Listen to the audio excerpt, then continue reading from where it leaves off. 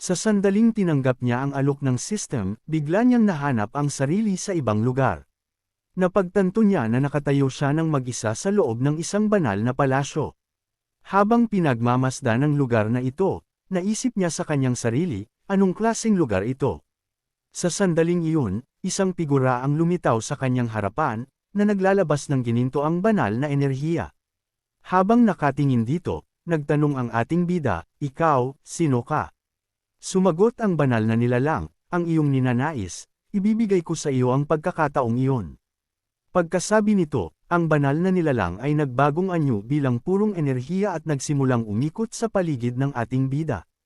Ang enerhiyang iyon ay agad na naging isang system panel. Isang kulay gintong system panel ang naging malinaw sa harap ng ating bida. Matapos makita ang system panel na ito, lubos na nagulat ang ating bida at nagtaka kung ano ang bagay na ito. Sa sandaling ito, ang lahat ng stats ng ating bida ay ipinakita sa loob ng system panel. Ang kanyang pangalan ay Suhong. Ang kanyang vitality ay 85, ang spirit ay 23, at ang kanyang pangangatawan ay isang mortal body. Sa mission panel, may kasalukuyang misyon na nakasaad sa kanyang harapan na, nagsasabing manalo sa arena. Makikita rin ang kanyang mga martial skills. Vajra Fist sa micro level, 7%. Floating Light Palm sa proficient, 35%. At Void Step sa proficient, 56%. Ang kasalukuyan niyang martial value ay 0. Matapos basahin ito, makikita natin na siya ay nasa isang malalim na kalagayan ng pag-iisip. Matapos basahin lahat ng ito, bumulong ang ating bida sa kanyang sarili. Mukhang ipinapakita ng bagay na ito ang lahat ng aking katangian. Touchscreen ba ito? Pagkatapos ay pinindot niya ang mission panel. Sa mission panel, nakasulat ang mga impormasyong may kaugnayan sa misyon, kabilang ang tungkol sa isang beginner guide. Sa pagkakita nito, naisip niya, ano ang isang beginner guide?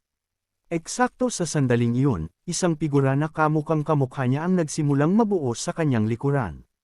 Sa sandaling malikha ito, agad nitong inatake ang ating bida ng isang suntok. Nang maramdaman ang atake, mabilis na umiwas ang ating bida. Matapos makita ang clone, ganap siyang nagulat at naisip, ito ba ang aking clone? Ginagamit pa nito ang Vajra Fist, at mas polido pa ito kaysa sa aking Vajra Fist. Gaya ng isang pamantayan sa aklat, patuloy na inaatake ng clone ang ating bida. Habang umiiwas sa mga atake nito at naghahanda sa pakikipaglaban, sinabi ng ating bida.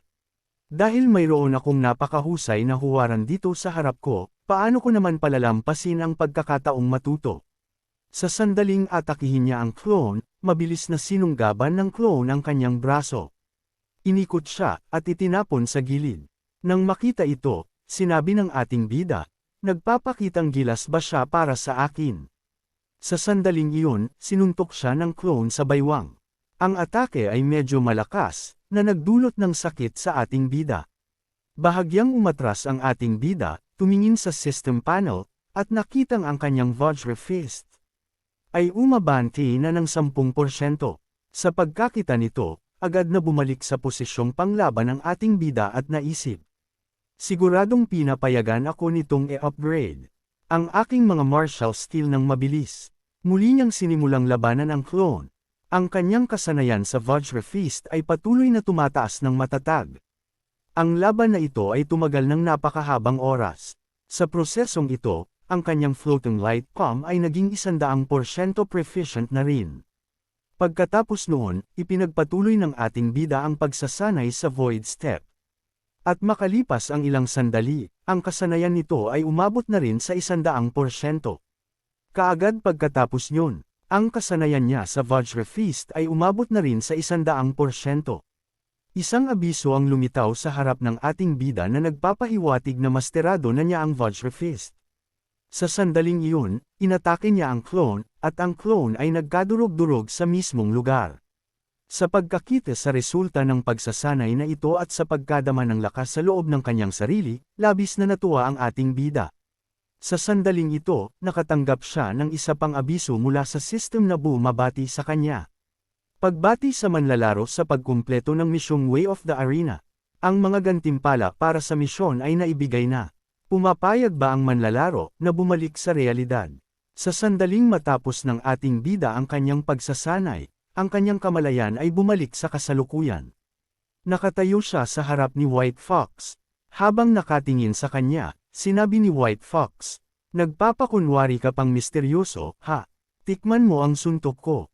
Pagkasabi nito, muli niyang sinimulang gamitin ng tuloy-tuloy ang Thunder Rush Fist laban sa ating bida. Ang ilan sa mga atake ay tumama sa ating bida, habang ang iba naman ay naiwasan niya. Habang umiiwas sa mga atakeng ito, sinabi ng ating bida kay White Fox, "Masyado kang mabagal." Pagkasabi niya nito, nagpakawala siya ng isang napakalakas na suntok sa mukha ni White Fox. Nakasuot ng maskara si White Fox, at ang suntok ng ating bida ay nagpasabog sa maskara at direktang tumama sa kanyang mukha. Sa pagkakita nito, ang mga manunood ay lubos na nagulat.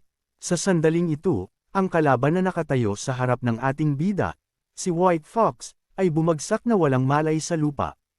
Habang ang ating bida ay nanatiling nakatayo ng matatag sa entablado. Pagkatapos ay tumingin ang ating bida sa tagapagpakilala at nagsabi, "Nanalo ako sa ika-4 na laban. Kailan niyo ibibigay sa akin ang premyong pera?" Sa pagkakarinig nito, binati siya ng tagapagpakilala at inanunsyo. Pagbati kay Minotaur sa matagumpay na pagtatanggol sa ring, at sa pagpanalo ng 60,000 na malaking premyo. Mula sa itaas na silid, ang matanda na nanunood sa laban ng ating bida ay nagsabi, "Masterado na ang Vajra Fist. Paano nagawa iyon ng isang martial apprentice?" Nalinang ang Vajra Fist hanggang sa antas na masterado. Karamihan sa mga martial artist ay hindi man lang iyon kayang gawin. Pagkatapos ay sinabihan niya ang kanyang mga bodyguard na sundan ang ating bida. Sa pagkarinig nito, sumang-ayon ang mga bodyguard. Matapos manalo sa laban, nagsimulang maglakad ang ating bida sa mga kalsada. Ang dalawang bodyguard na ipinadala ng nakatatanda ay nagsimulang sumunod sa kanya. Sa sandaling maramdaman sila ng ating bida, mabilis siyang tumakbo pasulong. Hinabol siya ng dalawang bodyguard sa buong lugar. Ngunit hindi nila siya mahanap. Pareho silang nalito at nag-usap sa isa't isa. Sabi ng isa, saan siya nagpunta? Sumagot ang isa, nagbigay ng utos ang boss na kailangang malaman natin ang kanyang pagkakakilanlan. Samantala, nagtatago ang ating bida para iwasan sila. Habang nakatingin sa dalawang bodyguard, bumulong siya sa sarili, sinusubukan nilang e-track ako.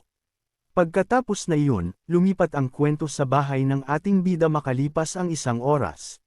Nasa loob siya ng bahay kasama ang kanyang tito at tita, at ang perang napanalunan niya sa laban ay nakalagay na sa ibabaw ng mesa. Sa pagkakita sa ganoon karaming pera, labis na nagulat ang kanyang tito at tita. Sa sobrang pagkamangha, nagtanong ang kanyang tito, "Hong, nagnakaw ka ba sa bangko? Saan galing ang perang ito?" Sumagot ang ating bida sa kanila, "Hindi ba't nagtatrabaho ako bilang sparring partner sa isang dojo? Akala ng master sa dojo ay may talento ako, kaya nagpasya siyang isponsoran ang aking pag-aaral sa martial arts." Sabi ng kanyang tito, "Hindi ba't sinabi mong napakakuripot ng dojo na iyon noon?" Pagkatapos ay hinawakan ng ating bida ang mga kamay nilang dalawa, at sinabi, "Tito, tita, hindi pa ba kayo nagtitiwala sa akin?" Naging masaya ang kanyang tito at sinabing, "Tama nga, si Hong ay hindi kailanman magsisinungaling sa atin." Naging masaya rin ang kanyang tita at sinabing, "Ang ating si Hong ay talagang may magandang kinabukasan." Pagkatapos nyun, lumabas ng bahay ang ating bida, at umakyat sa rooftop. Habang nakaupo sa bubong, tumingala siya sa langit at nagsimulang mag-isip. Bayad sa registration ng martial arts exam, ayos na, renta, ayos na. Ang gastusang medikal ni tita ay hindi na rin problema sa ngayon. Pagkatapos ay binuksan niya ang kanyang system panel. Habang tinitingnan ang kanyang mga skill at stats, bumulong siya. Ang pagkakaligtas ko sa panganib sa pagkakataong ito ay dahil lahat sa system na ito. Gayunpaman, bukod sa antas ng martial skills, mukhang ang ibang mga stats ay hindi nagbago. Binuksan ng ating bida ang abisong natanggap niya matapos manalo sa laban. Nakasaad dito, natalo ang isang kalaban na may mas mataas na antas. Nakakuha ng 67 martial value points. Ang martial value ay maaaring makapagpapataas ng vitality at martial skills. Mangyaring gamitin ng maingat. Sa sandaling makita niya ang 67 martial value points na nakasulat sa abiso. Nagpasya siyang subukan ang mga ito.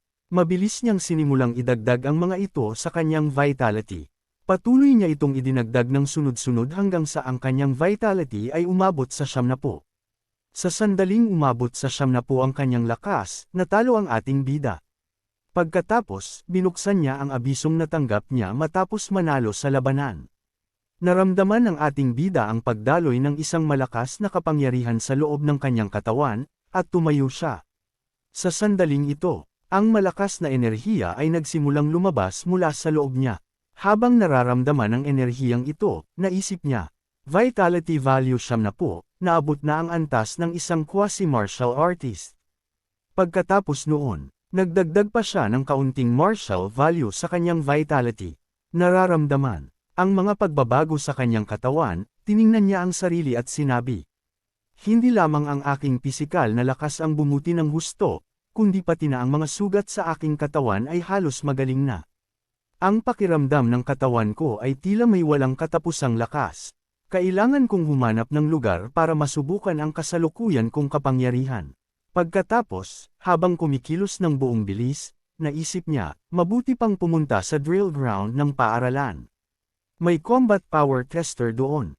Sa pagtakbo ng buong bilis, mabilis na nakarating ang ating bida sa panlabas na drill ground ng Star City.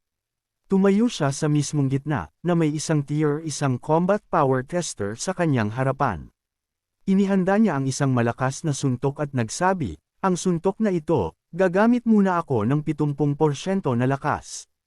Pagkatapos ay sinuntok niya ang tester ng buong lakas. Ang suntok ay napakatindi. Sa sandaling tumama ito sa tester. Isang malakas na pagsabog ang umalangaw, at napuno ng alikabok ang paligid. Nang mawala ang alikabok, nakita natin na ang suntok ng ating bida ay ganap na bumasag sa power tester.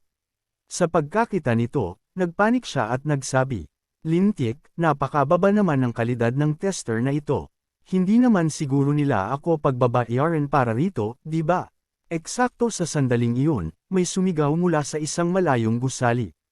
Napakamaingay, sa gitna ng gabi, anong nangyayari? Sa sandaling marinig ng ating bida ang boses na ito. Hinugot niya ang kanyang kamay mula sa tester at agad na tumakbo palayo ng buong bilis. Maya-maya lang, isang matandang lalaki ang pumasok sa drill ground. Nang makita ang sirang power tester, galit na sumigaw ito, sinong tarantado ang tumakbo rito sa school drill ground at binasag ang tester. Ang tanging may kakayahang gumawa nito sa paaralan ay ang dalawang batang pasaway na iyon, si Chen Shan at si Lei Tu. Patuloy siyang sumigaw sa galit, maghintay kayo hanggang sa magsimula ang klase, siguradong tuturuan ko kayo ng leksyon ng maayos. At dito na nagtatapos ang ikalawang chapter.